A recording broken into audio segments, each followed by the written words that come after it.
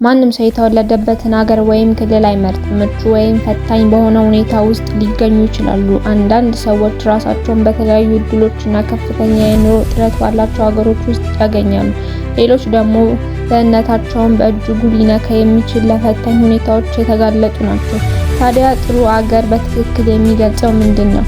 ውብ መልክዓ ምድሮች፣ የተትረፈረፈ ሀብቶችና ጠንካራ ኢኮኖሚያዊ ስለማግኘት ብቻ ነው? ወይስ እንደ የፖለቲካ መረጋጋትና የዜጎችን አጠቃላይ ደስታ ያሉ ሰፋፊ ገጽታዎችን ያካትታል? ለምለም ጂኦግራፊና ሰፊ የተፈጥሮ ሀብቶች ያሏት ሀገር አስቡ። የምቾትና የብልጽግና ስሜት የሚያነሳሳ ምስል። ይህ አይነቱ ሀገር አለ። ቬንዙዌላ ትባላለች። 302 ቢሊዮን የተረጋገጠ የነዳጅ ክምችት ስላላት በዓለም ላይ ከፍተኛውን ዘይት የማግኘት ማዕረግ አላት። ላዩን ሲታይ ለስኬት የሚያስፈልጉትን ንጥረ ነገሮች ሁሉ የያዘች ይመስላል። ሆኖም እውነታው ግን በጣም የተወሳሰበ ነው። ቬንዙዌላ በተናወጠ የፖለቲካ ፖሊሲዎችና በኢኮኖሚያዊ ብልሹ አስተዳደር ምክንያት ከፍተኛ ፈተናዎችን እያጋጠሟት ነው። በተፈጥሮ ሀብት ብትገኝም ብዙ ዜጎቿ መሰረታዊ ፍላጎቶችን ለማሟላት እየታገሉ በድህነት ውስጥ ይኖራሉ። ከፍተኛ የዋጋ ግሽበት እነዚህን ጉዳዮች የበለጠ አባብሶታል። የመግዛት አቅምን በእጅጉ ቀንሷል እና ለቬንዙዌላውያን የዕለት ተዕለት ኑሮን እጅግ አስቸጋሪ አድርጎታል።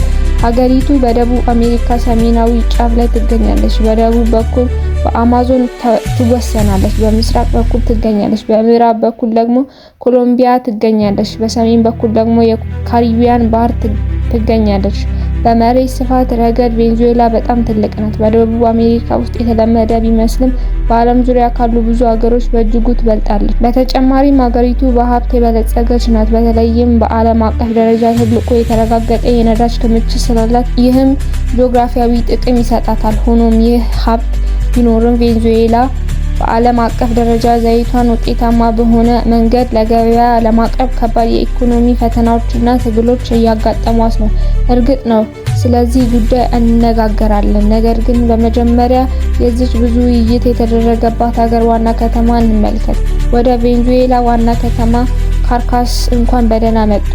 2.2 ሚሊዮን ሕዝብ ያላት ከላይ አስደናቂ እይታን ያቀርባል። ሆኖም ወደ ከተማው ከገቡ በኋላ የተለየ እውነታ ያሳያል። ትርምስ፣ ረዣዥም ወረፋዎች በቬንዙዌላ የተለመደ ነገር ሆኗል። አገሪቱ ለሁሉም መሰረታዊ ፍላጎቶች ማለቂያ በሌለው መስመሯ ትታወቃለች። በነዳጅ በተሞላች ሀገር ውስጥ ሰዎች እጥረት እያጋጠማቸው መሆኑን እንቆቅልሽ ይመስላል። ብዙ ነዋሪዎች በተመሳሳይ ቀን ቤንዚን ማግኘት አይችሉም። መኪኖቻቸውን በነዳጅ ማደያዎች ዳርቻ ላይ ያቆማሉ እና በማግስቱ ጠዋት ማለዳ ለመሙላት ይሞክራሉ። ከዚህም በላይ በቬንዙዌላ ያሉ ሰዎች ብዙውን ጊዜ የገንዘብ ከረጢቶችን ይይዛሉ፣ ምክንያቱም ገንዘባቸው ብዙ ዋጋ ስላጣ ቬንዙዌላ ቦሊቨር የሚባል ምንዛሬ ይጠቀማሉ። ይህም ከአሜሪካ ዶላር እና ከዩሮ ጋር ሲነጻጸር በጣም የወረደ ነው። ለምሳሌ አንድ የአሜሪካ ዶላር በይፋ ከቬንዙዌላ ቦሊቨር 35 እጥፍ ይበልጣል። ይህ ሁኔታ በሀገሪቱ ውስጥ አስከፊ የኢኮኖሚ ቀውስ ፈጥሯል። እንደ እውነቱ ከሆነ የቬንዙዌላ መንግስት የገንዘቡን ዋጋ ማሽቆልቆሉን ሲቀጥል ዛሬ የሶሪያ ፓውንድ እንኳን ከቬንዙዌላ ቦሊቨር የበለጠ ዋጋ አለው።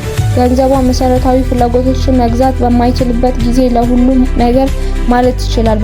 በውጭ ዓለም ላይ መተማመንን ያስቡ። የውጭ ምንዛሬ ማግኘት አስቸጋሪ ስለሆነ መንግስት ከውጭ ሀገር እቃዎችን ለመግዛት ተጨማሪ ገንዘብ ያትማል። ይህም ወደ ከፍተኛ የዋጋ ግሽበት ያመራል። አንድ የቺዝ ጥቅል ወደ 25 ዶላር ሊያወጣ ይችላል።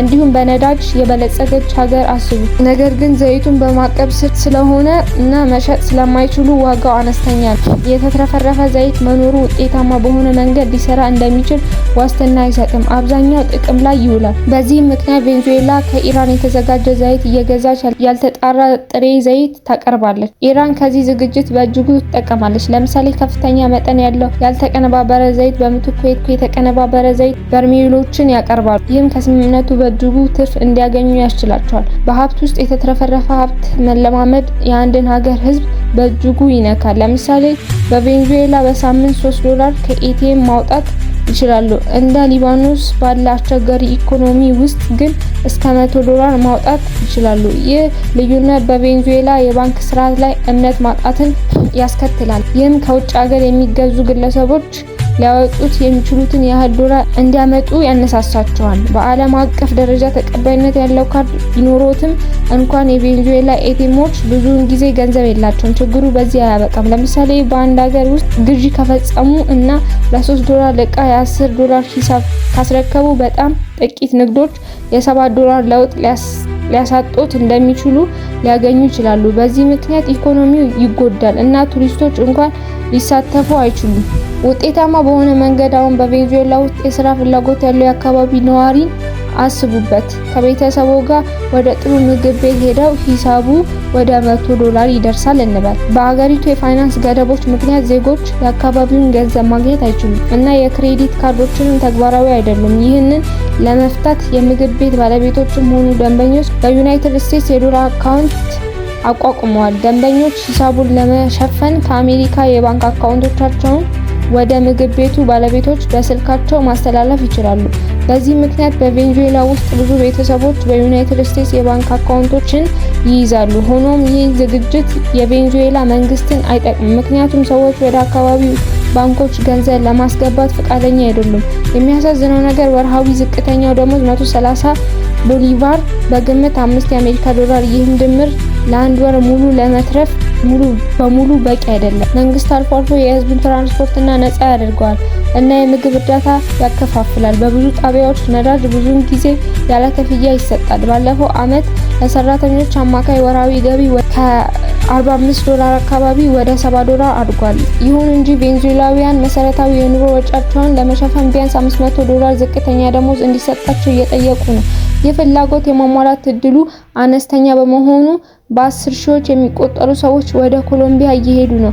በኮሎምቢያ ሁኔታዎች ተስማሚ ባይሆኑም የዕለት ተዕለት ተግዳሮቶችን አያቀርቡም እና በቬንዙዌላውያን ውስጥ የመረጋጋት ስሜት አይሰጡም።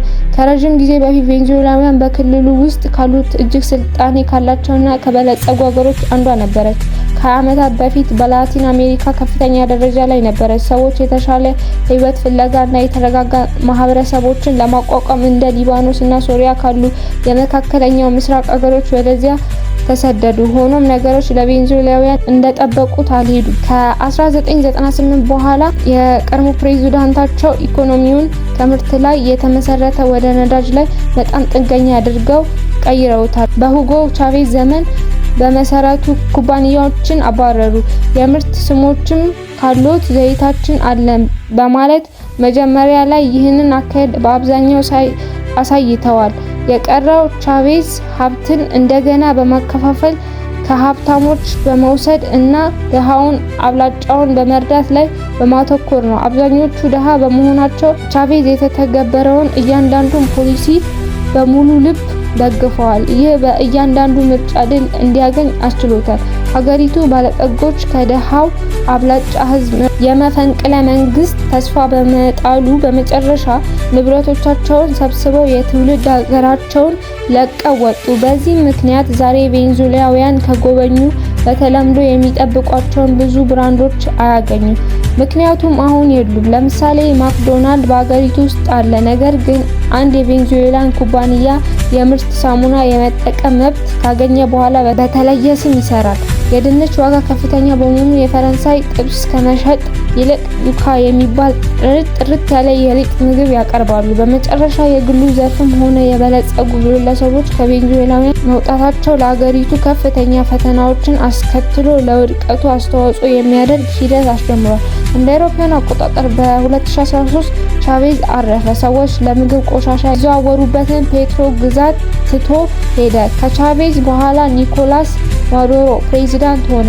ነገር ግን ወደ ስልጣን መውጣታቸው የቬንዙዌላውያንን ውድቀት አልቀየረውም። የአገሪቱ ብቸኛ ተስፋ በነዳጅ ክምችቷ ላይ ነበር። ሆኖም ግን በ2017 ቬንዙዌላ የራሷን የኤሌክትሪክ ፍላጎት እንኳን ማሟላት አልቻለችም። ይህም በመላ አገሪቱ የኤሌክትሪክ መቆራረጥ እንዲከሰት ምክንያት ሆኗል።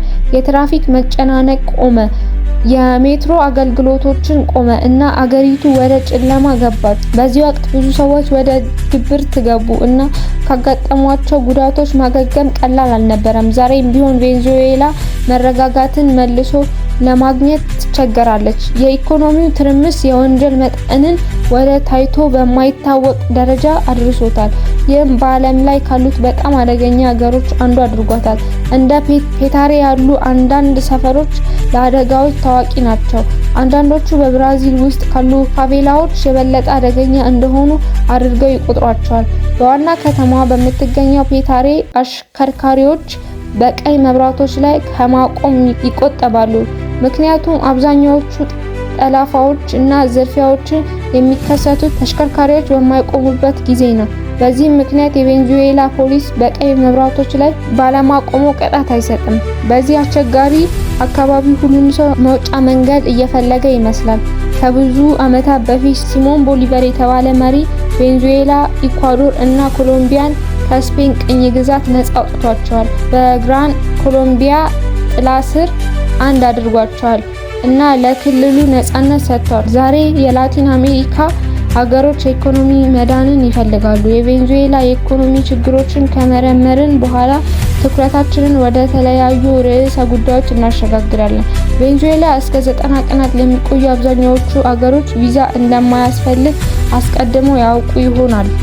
የአካባቢው ሰዎች በእውነት ሞቅ ያሉ ናቸው እና የሀገሪቱ ውስጥ ከዘረኝነት ጋር ምንም አይነት ጉልህ ችግር የለም። ሆኖም ግን የእርስዎን ንብረት በቅርበት መከታተል አስፈላጊ ነው። በጉብኝት ወቅት የሚደረጉ ነገሮች የሀገሪቱን የተፈጥሮ ገጽታ በእርግጠኝነት ማራኪ ነው። በተለይም በዓለም ታዋቂው የመንካ ፏፏቴ በዓለም ላይ ከፍተኛው ፏፏቴ በግምት 1000 ሜትር ከፍታ ያለው መገኛ ስለሆነ ይህም የክልሉን ውበት ይጨምራል። ሆኖም ግን የአካባቢው ተደራሽነት ፈታኝ የሆነው ይህንን የተፈጥሮ ድንቅ ቦታ ከመጎብኘት ጋር የተያያዘ ወጪዎችን በእጅጉ ይጨምራል።